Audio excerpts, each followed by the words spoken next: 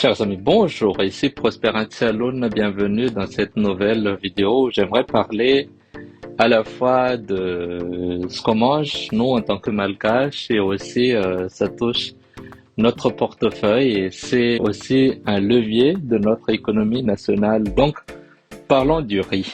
Le riz, en fait, pour un Malgache, c'est, disons, au centre de notre alimentation parce qu'on en mange 3 fois par jour. Donc, au petit déjeuner, on fait une soupe de riz. À midi, on fait du riz avec un peu de viande, de bread ou des légumes. Le soir, on fait encore du riz. Donc, on mange beaucoup, beaucoup de riz. Le riz occupe une place centrale, en fait, dans notre culture et notre alimentation parce que, disons que ça constitue notre alimentation de base. Au-delà de sa saveur nutritionnelle, le riz est profondément enraciné dans les traditions et les pratiques agricoles du pays, reflétant son importance socio-économique. Donc c'est pour ça qu'on en voit, quand on longe les routes nationales, des terrasses de riz partout dans Madagascar. Donc, premier point, parlons de la production.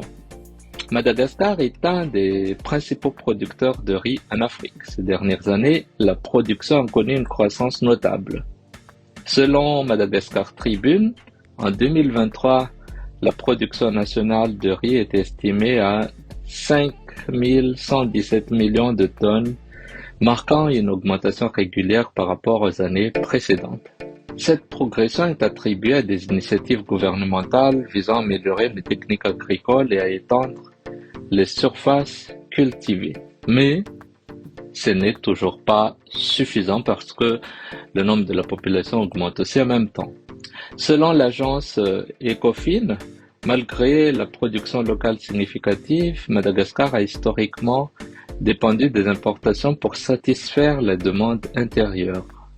En 2022, les importations du riz blanchi ont atteint environ 747 846 tonnes, ce qui est énorme. Donc en 10 ans, on a presque triplé nos besoins en importation du riz. Soit une augmentation en fait par rapport à l'année précédente, si on prend que ça, c'est de 18%. Cependant, en 2023, une baisse notable des importations a été observée avec une réduction de 44% par rapport à 2022 en raison d'une production locale accrue, donc toujours selon Madagascar Tribune cette fois. Cette tendance s'est poursuivie en 2024 où les importations de riz ont diminué de 53% du premier semestre par rapport à la même période en 2023, reflétant une augmentation continue de la production nationale. Cette fois, c'est l'Express de Madagascar qui en parle. Ces données illustrent les efforts déployés par le pays pour atteindre l'autosuffisance en riz, réduisant progressivement sa dépendance aux importations grâce à une augmentation constante de la production locale. En revanche, en fin 2024 et début 2025, le prix du riz a atteint des niveaux préoccupants pour la population locale. En Tananarive, la capitale de Madagascar, le kilo du riz local dépasse désormais 4000 ariars, tandis que le riz importé avoisine les 3500 ariars. Ce sont des données avancées par l'Express Madagascar. Plusieurs facteurs expliquent cette flambée de prix. Conditions climatiques défavorables, la rareté des pluies a perturbé les récoltes, réduisant l'offre disponible sur les marchés.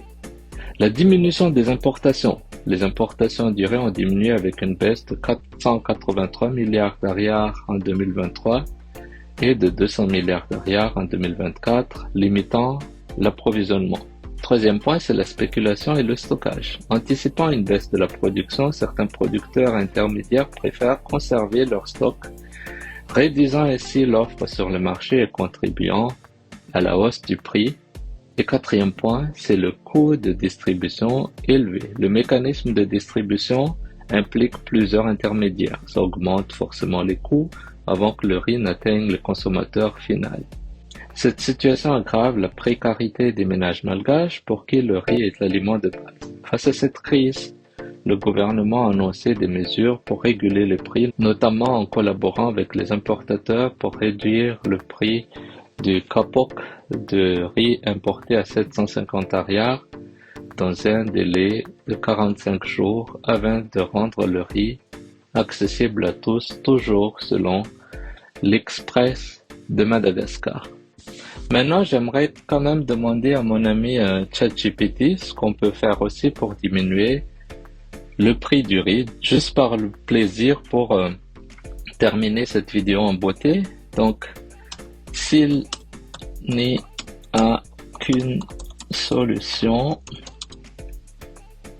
pour diminuer le prix du riz sur le marché à Madagascar, ce serait quoi à ton avis? Un prompt simple, on va pas faire compliqué, on va pas faire des choses voilà complexes, donc très simple. Donc il dit diminuer le prix du riz sur le marché malgache nécessite une approche stratégique car le riz est à la fois un produit de base et une question sensible liée à la sécurité alimentaire. Si une seule solution devrait être priorisée, ce serait l'augmentation de la production locale à travers le renforcement de la filière risicole. Donc pourquoi? Parce que réduction des dépendances aux importations, augmentation de l'offre, création d'emplois. Donc comment? C'est ce qui nous intéresse le plus. Donc il y a 5 points. Donc tout d'abord, il faut modernisation agricole, donc introduire des techniques modernes de culture comme l'irrigation maîtrisée, les semences améliorées et bien sûr la mécanisation, l'utilisation des machines et tout ça. Appui aux producteurs, donc fournir des subventions sur les intrants, engrais, pesticides et faciliter l'accès au crédit pour les agriculteurs. Troisième point, c'est la réduction des pertes post-récolte, investir dans des infrastructures de stockage et de transport pour éviter les pertes importantes qui augmentent le prix. Oui. Quatrième point, c'est le renforcement des coopératives. Ça, il en manque beaucoup, j'avoue, parce que si on voit les agriculteurs allemands, comment ils font pour vraiment s'imposer par rapport aux autres acteurs et avoir un prix compétitif, enfin intéressant pour eux et compétitif à la fois en arrivant sur le marché, parce que ici ils ne jurent que par les coopératives. Donc voilà, structurer des producteurs en coopérative pour mutualiser les ressources, donc, les tracteurs, on a parlé de stockage tout à l'heure, les transports, tout ça, et améliorer aussi le pouvoir de négociation auprès des, voilà, ça peut diminuer justement le circuit en enlevant au maximum les intermédiaires. Cinquième point et dernier point, en fait, c'est la politique de régulation. Donc, éviter les spéculations, les abus dans les chaînes d'approvisionnement, les gens qui stockent les riz chez eux en attendant un meilleur prix et tout ça. Donc voilà, cette approche nécessite des investissements conséquents, une vision à moyen long terme, mais elle garantirait une solution durable pour stabiliser et diminuer le prix du riz sur le marché. Voilà, je voulais faire cette petite vidéo parce que je suis malgache, j'aime le riz, je mange du riz tout à l'heure à mon déjeuner et je vois ces derniers temps tous les échanges concernant le riz et je me suis dit bon, ce serait peut-être pas mal d'en parler et n'hésitez pas à donner vos commentaires en bas de la vidéo et de donner votre avis au fait par rapport à ce prix du riz. Sinon, portez-vous bien et je vous dis à très bientôt. Au revoir.